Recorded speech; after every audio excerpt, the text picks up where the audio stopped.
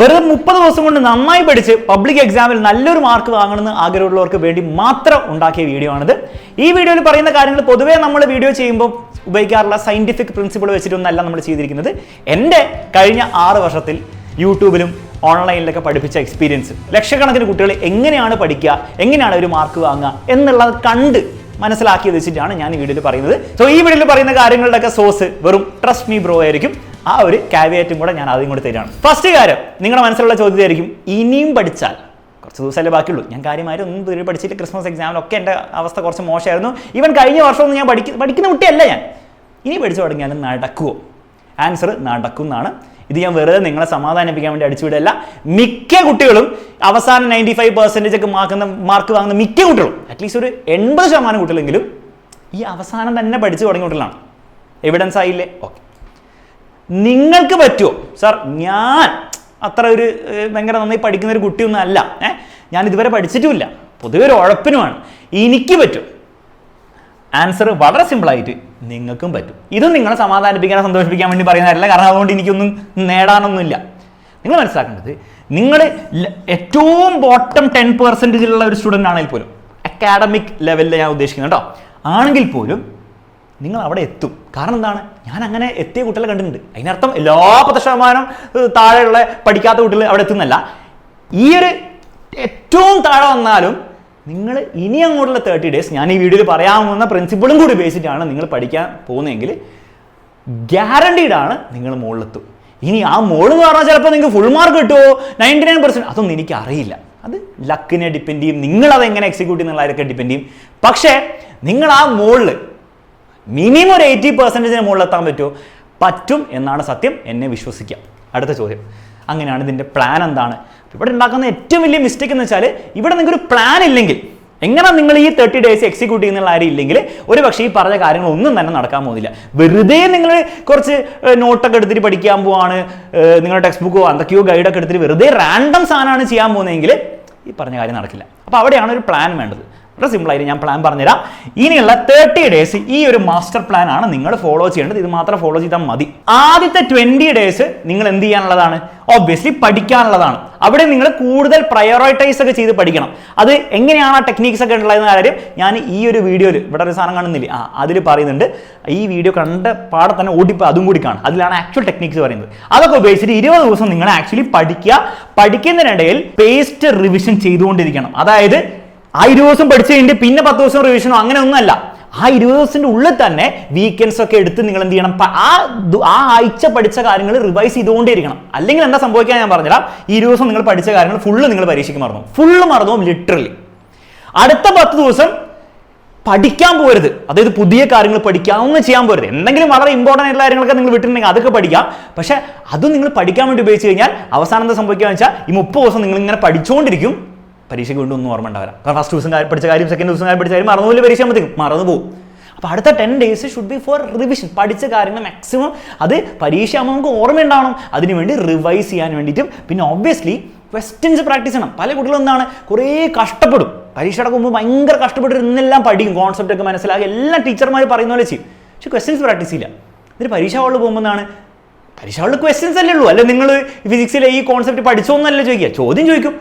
അവർ ജീവിതത്തിൽ ചോദ്യം കണ്ടിട്ടൊന്നുമില്ല, അപ്പോൾ അവർക്ക് ചോദ്യം മനസ്സിലാവുന്നില്ല. ആൻസർ ചിലപ്പോൾ അറിയായിരിക്കും, പക്ഷെ അത് എങ്ങനെയാണ് ആ ചോദ്യത്തിന് ഉത്തരമാണെന്ന് അവർക്ക് അറിയില്ല. അപ്പോൾ ക്വസ്റ്റ്യൻ പ്രാക്ടീസ് വളരെ ഇമ്പോർട്ടൻ്റ് ആണ്. അത് ഭയങ്കര കാര്യമായിട്ട് ചെയ്യേണ്ട.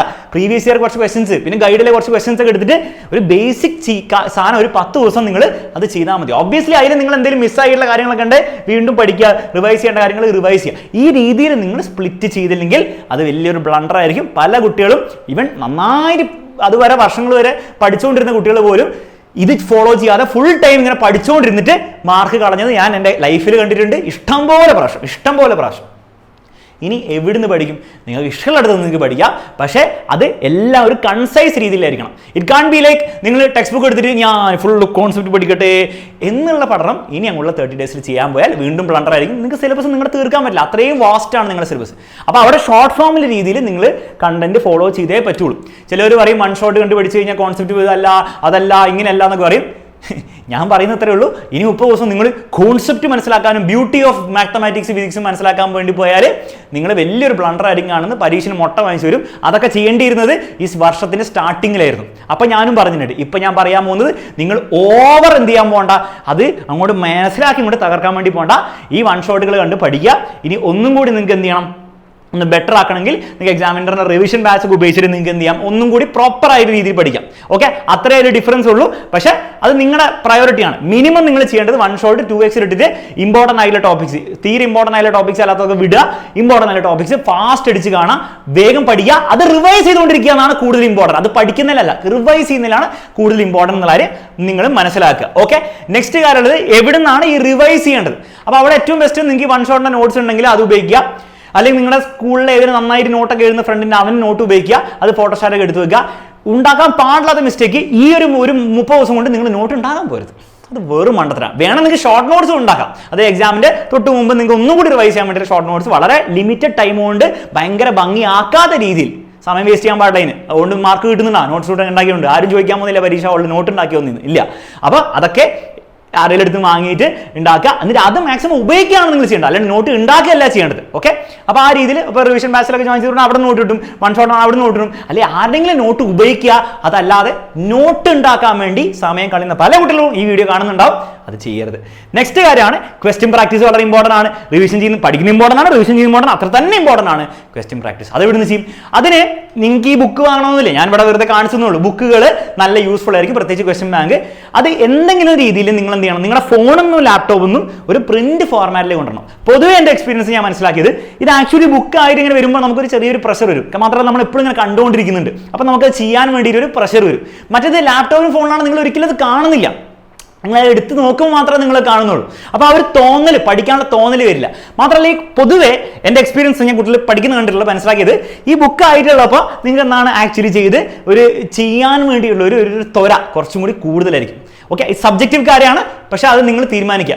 നിങ്ങൾക്ക് ഈ ബുക്കൊന്നും വാങ്ങണമെങ്കിൽ നിങ്ങൾക്ക് എന്ത് ചെയ്യാം, നിങ്ങളുടെ അടുത്ത് എന്തെങ്കിലും സ്റ്റഡി മെറ്റീരിയൽസോ ക്വസ്റ്റ്യൻ മെറ്റീരിയൽസോ ഉണ്ടാവില്ലേ? നിങ്ങൾ എക്സാമിനറുടെ ബാച്ചിലാണ് വർക്ക്ഷീറ്റ് ഉണ്ടാവും. ഈ ബാച്ചിലല്ല എവിടുന്നേലൊക്കെ നിങ്ങൾക്ക് കിട്ടിയ അവസാനം അതൊന്ന് പ്രിന്റെങ്കിലും എടുത്ത് വെക്കുക. എന്നിട്ട് അത് ചെയ്ത ക്വസ്റ്റ്യൻസ് മാർക്ക് ചെയ്ത് വെക്കുക, തെറ്റിയ ക്വസ്റ്റ്യൻസ് അത് സർക്കിൾ ചെയ്ത് വെക്കുക, അത് വീണ്ടും റിവൈസ് ചെയ്യുക. ആ ഒരു പരിപാടി ഫിസിക്കലായ രീതിയിൽ ചെയ്യാൻ വേണ്ടിയിട്ട് ശ്രമിക്കുക. അത് ഫോണിലും ലാപ്ടോപ്പിലും വെക്കാതിരിക്കാൻ വേണ്ടി ശ്രമിക്കുക.